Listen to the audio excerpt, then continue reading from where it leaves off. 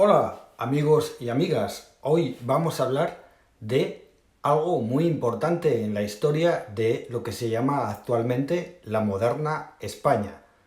Hoy vamos a hablar de lo que era el Al-Ándalus. La historia de Al-Ándalus. En el año 711, los musulmanes al mando del general Tarik invadieron España a partir de Marruecos.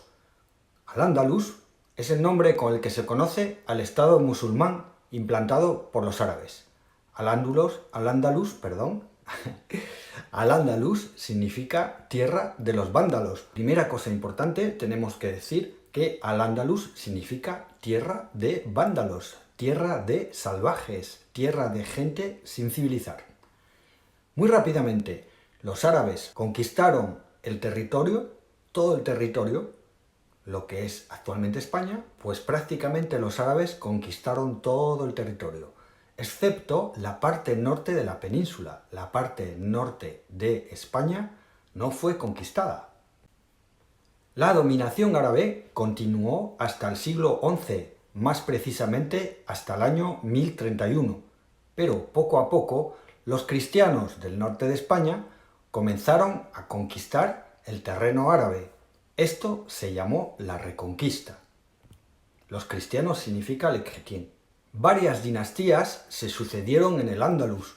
Las tres dinastías más importantes fueron primero los omeyas, luego los almohades y por último los nazaríes.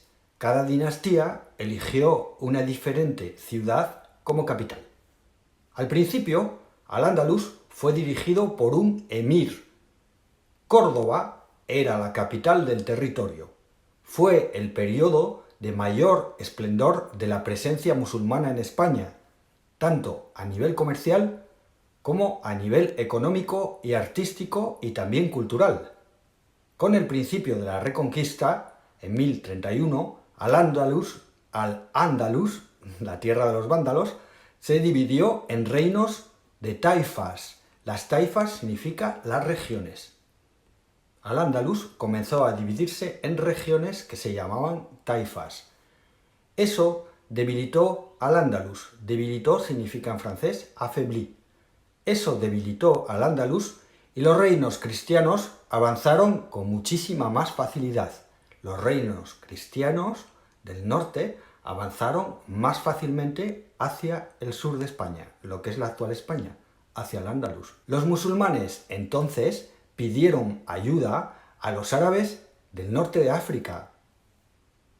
En 1212 los cristianos vencieron a los árabes y solo quedó el reino de Granada hasta 1492.